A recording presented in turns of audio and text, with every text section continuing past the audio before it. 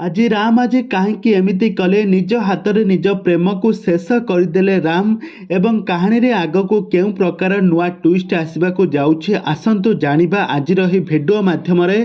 ଦର୍ଶକ ବନ୍ଧୁ, ଆପଣମାନେ ତ ତୋରି ପାଇଁ ତୋ ପାଇଁ ସିରିଏଲଟିକୁ ପ୍ରତ୍ୟେକ ଦିନ ନିହାତି ଭାବରେ ଦେଖୁଥିବେ।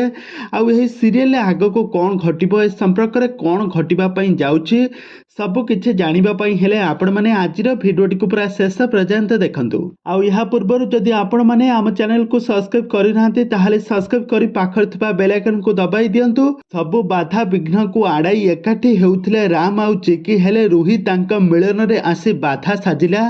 ଆଜି କ'ଣ ଘଟିବ ନା, ଆଜି ରାମ ଆଉ ଚିକି ଗୋଟେ ପାହାଡ଼ ଉପରକୁ ଯାଇ ଦୁହେଁ ଦୁହିଁଙ୍କ ପ୍ରେମକୁ ସେୟାର କରୁଥିବା ବେଳେ ଠିକ୍ ସେହି ସମୟରେ ରୁହି ଆସି କହିବ, ହେଲେ ତମ ଦୁହିଁଙ୍କ ମିଳନକୁ ମୁଁ ପୁରା ହେବା ପାଇଁ ଦେବି ନାହିଁ। ଚିକି, ରାମ କାଲି ତୋର ଥିଲା ନା ଆଜି ତୋର ହେଇକି ରହିବ? ତୁ ଅସଲ ଶ୍ରେୟା ଜାଣିବା ପରେ ବି ରାମ ତାଙ୍କ ଜୀବନରେ କେବଳ ମୋତେ ହିଁ ରଖିବେ। ତାପରେ ଚିକି କହିବେ, ଇଂଲିଶ ମିଡିୟମ ରୁହିର ଭୁଲ ତ ଆପଣ ତ ସମସ୍ତେ ସବୁ ଜାଣିଛ, ଆଉ ତାଙ୍କୁ ଦଣ୍ଡ କ'ଣ ଦେବ ତମେ ଦିଅ। ଆଉ ତାପରେ ଇଂଲିଶ ମିଡିୟମ ଏହା କହୁଥିବା ସମୟରେ ଚିକିଙ୍କ ପାଟିରୁ କଥା ସରି ନଥିବ। ଏପଟରେ ଦେଖିବା ପାଇଁ ପାଇବେ ରାମ ତାଙ୍କ ମୁଣ୍ଡରେ କ'ଣ ପଶିବ କେଜାଣି, ସେ ରୁହିକୁ ହଠାତ୍ ସେ ପାହାଡ଼ ତଳକୁ ଠେଲିଦେବେ।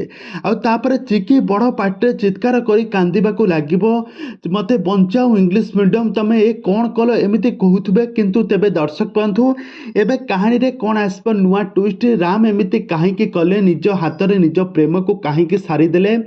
ରୁହି ଏମିତି ତାଙ୍କୁ କ'ଣ ମନ୍ତ୍ର ଫୁଙ୍କିଲା? ଏ ସମ୍ପର୍କରେ ଆଗକୁ କ'ଣ ଘଟିବ, ଆଗକୁ ସିରିଏଲରେ କେଉଁ ଟ୍ୱିଷ୍ଟ ଆସିବ, ଏ ସମ୍ପର୍କରେ ସବୁକିଛି ଜାଣିବା ପାଇଁ ହେଲେ ଆପଣମାନେ ଆଜିର ଭିଡ଼ିଓଟିକୁ ପୁରା ଶେଷ ପର୍ଯ୍ୟନ୍ତ ଦେଖନ୍ତୁ।